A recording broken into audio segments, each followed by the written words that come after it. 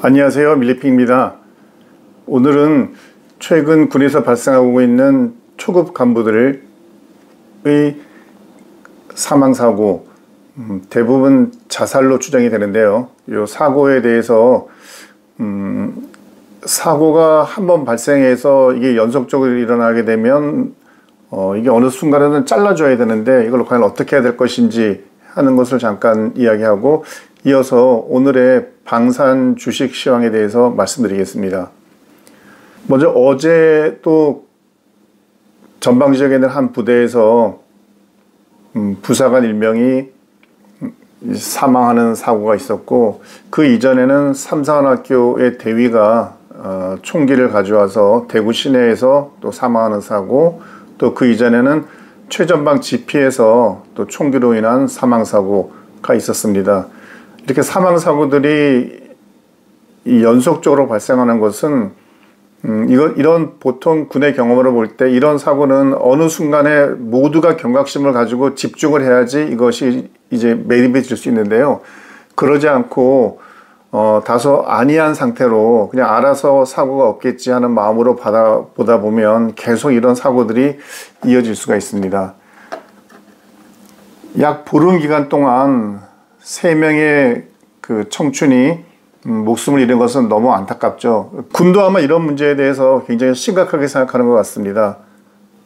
지난주 금요일 날 안규백 장관께서도 신임 참모총장들과 함께 이 사고를 어떻게 하면 단절할 것인가, 특히 이때는 이제 총기와 실탄이 그 몰래 사용된 이런 부분에 대해서 뭐 질타하는 내용도 있었는데요. 장관께서도 이것에 대해서 굉장히 심각하게 바라보고 대책을 수립해야 된다라고 말씀을 하셨죠.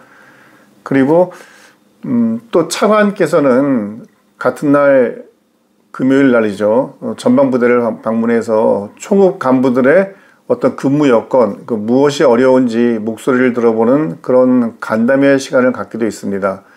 또 오늘 보니까 육군 참모총장께서 지난주 금요일 날 취임한 참모총장이 처음 전방부대를 현장 지도했다. 그래서 찾아갔던 현장 부대는 흔히 군에서 말하는 창급 부대, 그러니까 최하위 제대를 찾아간 거죠. 거기에서 실제 이루어지고 있는 경계 활동이나 또는 거기에 있는 장병들의 어떤 생활상 이런 것들에 이제 관심을 표명했는데요.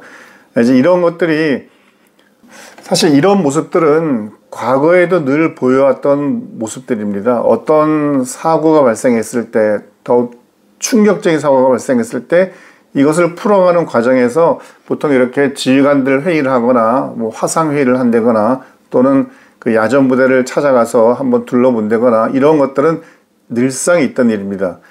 그런데 이번에도 이제 사고를 보면서 많은 분들이 얘기하는 게 근본 원인과 근본적인 대책을 수립해야 된다라고 이제 지적을 하거든요. 근데 이게 말은 너무 쉬운데 근본적인 원인, 근본적인 대책, 이게 실제 실행은 어렵습니다. 하우투가 어려운 거죠. 어떻게 해야 될 것인가. 그래서 이건 참 말하기 쉬운데 실제 시행하기는 너무 어려운 측면이 있습니다. 저는 이런 사망사고의 원인, 특히 자살로 추정되는 사고의 원인은 대부분 두 가지잖아요. 그러니까 개인적인 문제인지 아니면 그 부대의 구조적인 문제인지 이런 것들인데 이 두 가지를 다 이제 접근을 해서 들어봐야 되는 거죠. 일단 저는 두 가지를 봐야 된다고 생각합니다. 첫째는 여기 언급됐던 사람들이 뭐 하사, 중사, 대위인데요. 일반적으로 군에서 초급 간부로 불리잖아요. 그러니까 이들이 군생활에 대해서 자긍심을 갖도록 하는 것, 그러니까 내가 왜 군복을 입고 있는지, 내가 군복을 입고 무엇을 하고 있는지 이런 자긍심을 갖도록 하는 것이 매우 중요하다고 생각합니다. 근데 이런 자긍심을 갖도록 하기 위해서 이제 뭐 어떻게 하냐 이런 건데 뭐 많은 게 있겠죠 보면. 근데 대부분은 자긍심을 가져야 된다고 얘기하면 계급 높은 사람들이 그 계급 낮은 초급관들한테 너네는 자긍심을 가져야 된다. 너네는 군인이야. 나라 지키는 군인이야. 뭐 이런 식으로 가르치는 형태의 자긍심이 되고 있거든요. 저는 이게 매우 설득력이 없다고 생각합니다. 군인의 자긍심, 쉽지 않은 방법이지만 가장 좋은 것은 상급자들이 똑바로 하는 겁니다. 그러니까 계급 높은 사람들이 부하들이 바라볼 때에 존경스러운 행동을 하고 정말 어려운 순간에 자기를 희생하는 그런 선택과 결심하는 것을 보게 되면 그냥 밑에 있는 부하들은 그 상급자를 보고 스스로 아, 내가 정말 괜찮은 조직에 와 있구나 라고 생각을 하거든요. 저는 군인으로서의 자긍심은 윗사람들이 아랫사람들에게 자긍심을 가져라 라고 교육하고 지도하고 훈시할 것이 아니라 윗사람들이 먼저 경각심을 가지고 내가 과연 군인으로서 부하들이 보기에 올바른 선택, 행동, 언행을 하고 있는지 이런 것들을 정말 엄격히 들여다봐서 자기 스스로 매우 절제된 삶을 살아야 된다고 생각합니다. 말 한마디, 행동 하나가 매우 중요한 것이죠. 저는 그래서 초급 간부들의 자긍심을 갖는 문제는 이건 초급 간부들의 문제가 아니라 고급 간부들, 적어도 중령 이상의 장교들 또는 상사 원사급에 있는 분들이 얼마나 부하들 앞에서 솔선수범을 보이고 그분들이 멋있는 군인으로 그 후배들의 눈에 보여야 되겠죠. 그래야지 이 초급 간부들도 아, 나도 나중에 저렇게 멋진 선배님이 돼야 되겠다는 생각이 들 수 있고 그게 결국 군대의 자부심이 되지 않겠습니까? 두 번째는 군 내부에서 그 커뮤니케이션, 그러니까 소통의 어떤 혁신이 좀 있어야 된다고 생각합니다. 어떤 고민을 안고 있고 이런 문제점이 있다고 했을 때 이것이 처음 가장 높은 곳에 있는 심지어 이제 각 군의 참모총장님들한테까지 이게 전달이 돼야 되고 그래서 아, 이것이 문제인구나라는 것을 알아야 되거든요. 가장 어떤 일이든 간에 문제 해결의 첫 번째는 현 실태를 정확히 인식하는 거죠. 그런 지금 과연 군에서는 지금 왜 이렇게 자살들이 많아지는 것인지 사고가 많은 것인지에 대해서 원인이 무엇인가에 대해서 냉정한 어떤 그 분석을 해봤을까요? 보통 각군 참모총장님을 보좌하는 참모본부에서 어떤 이런 원인에 대한 분석을 하다 보면 매우 그 자의적인 해석을 하는 경우가 많이 있죠. 그러니까 이런 어떤 사고의 원인을 파악하는 측면에서는 정말 제3의 기관에 도움을 청하는 것이 가장 좋습니다. 객관적으로 그 사람들이 와서 어떤 인연관계도 없이 무엇이 문제인지를 정확히 짚어내는 이런 것들이 일단 필요하고요. 두 번째는 어떤 문제가 있을 때 이것을 마음껏 표출할 수 있는 공간을 만들어줘야 됩니다. 뭐 지난해까지만 하더라도 6대전이라는 그런 약간 고발하는 SNS가 있었고 또 유튜브에도 보면 캡틴 김상호라는 프로그램에 어쨌건 많은 간부들이 거기에 막 이야기를 하잖아요.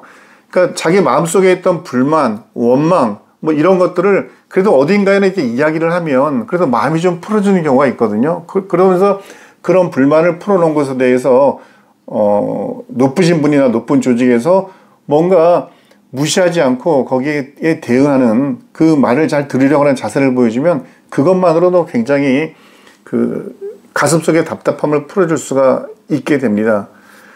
기업에서는 블라인드라고 하는 게 있습니다. 기업의 블라인드는 익명으로 그냥 회사에 있어서 대표이사님 막 욕도 하고 또는 뭐 부사장 욕도 하고 또는 회사의 어떤 제도의 욕도 하고 뭐 이런 자리가 있거든요. 물론 거기에 막 써내는 것들이 100%다 그대로 이행되지는 않지만 일단 내가 불만을 토로하고 이 불만 느끼는 거에 대해서 다른 사람들도 공감을 해주면 아, 내가 그래도 잘못 생각하고 있는 건 아니구나라고 이제 위로를 받게 되는 거거든요.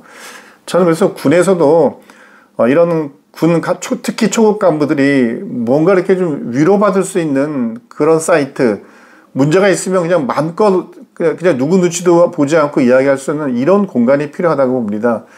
군 내부에서도 이런 고충 처리를 위한 군 내부에 뭐 앱을 개발하고 홈페이지에 뭘 개발하고 하는데 이런 데는 잘 안 하죠. 왜냐하면 내 신분이 드러나잖아요.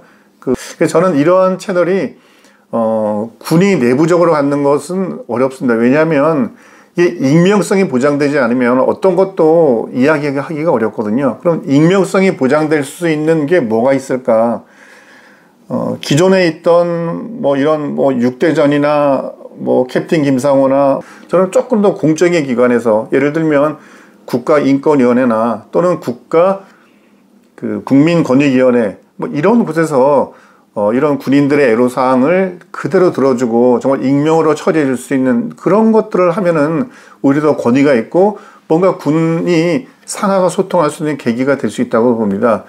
공무원을 새로 뽑지는 말고요. 예비역들 많이 있잖아요. 보면 예비역 중에서 일정 기간 군 생활을 하고 군의 실상을 어느 정도 알고 있는 이런 사람들로 해서 특히 이제 뭐 장교는 장교대로 부사관은 부사관대로 그런 인원들을 수십 명 고용해가지고 그들을 통해서 뭐 전화 상담을 하게 하거나 또는 뭐 메일을 받고 한다거나 뭐 이렇게 해서 거기에 소통을 하게 된다면 우리가 갖고 있는 내부적인 많은 문제점들이 해결될 수 있지 않을까 생각을 합니다.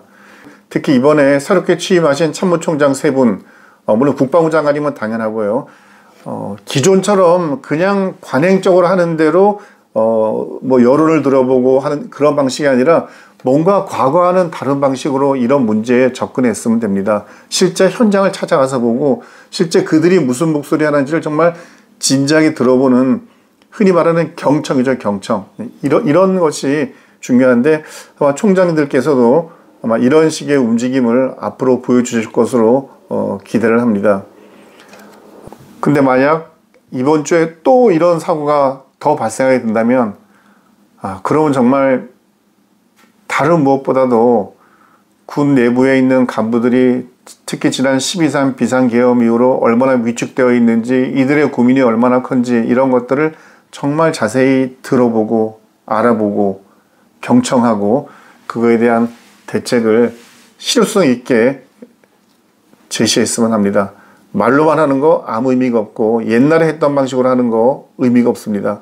그냥 전방부대 가서 간부들 모아놓고 그냥 이야기 한번 듣고 오는 것 그런 것으로는 해결될 수가 없다는 것을 아마 우리 총장님들도 잘 알고 계실 겁니다. 오늘 주식시장입니다. 현재 시간이 10시 32분인데요. 종합주가지수는 플러스 15. 미국도 주가지수가 다 올랐기 때문에 뭐 우리도 이렇게 오르는 추세로 갈 것은 예상이 됐었죠. 뭐 미국의 금리 인하가 여전히 우리의 기대를 끌어당기고 있고요. 방산주들을 보면요. 제가 보고 있는 10가지 종목이 있는데 오늘은 한컴 라이프 케어를 제외한 모든 종목이 하락을 하고 있습니다. 지난 주말이나 금주 주초에는 폴란드에서 MSPO라는 방산 전시회가 있었고 그 방산 전시회에서 또 여러 가지 뭐 계약 이야기가 나오고 하다 보니까 약간 좋은 분위기였고 오늘은 또 영국에서 DSEI 방산 전시회가 열립니다. 해외에서 방산 전시회가 열리게 되면 뭔가 거기에서 새로운 수주나 또는 계약이나 또는 어떤 미래의 성장성을 높일 수 있는 그런 이야기가 나올 수 있지 않을까 싶어서 기대심으로 주가가 오르는 게 일반적인데 오늘은 전부 하락하는 그런 추세네요. 어제는 하나 에어로스페이스가 많이 올랐죠. 뭐 이유는 어제 하나 에어로스페이스가 개발하고 있는 폭발물 탐지 제거 로봇이 군에 납품되도록 방위사업청과 약 2천억 수준의 계약을 했다는 뉴스가 어제 나와서 그래서 이제 어제 하나 에어로스페이스는 많이 올랐었는데요. 오늘은 하락세로 전환을 했네요. 현재 시간이 10시 34분인데 하나 에어로스페이스는 마이너스 9,000원입니다. 그 검찰이 LIG 넥슨을 압수수색했다는 기사가 나왔죠. 정찰형 무인 수상정 관련해서 압수수색했다는 이야기가 나왔었는데 뭐 그것 때문인지 모르겠지만 LIG 넥슨도 약 10,000원 가까이 하락을 하고 있습니다. 뭐 기타 다른 모든 종목들이 이제 하락하고 있기 때문에 뭐 하락의 이유를 찾기는 어렵고요.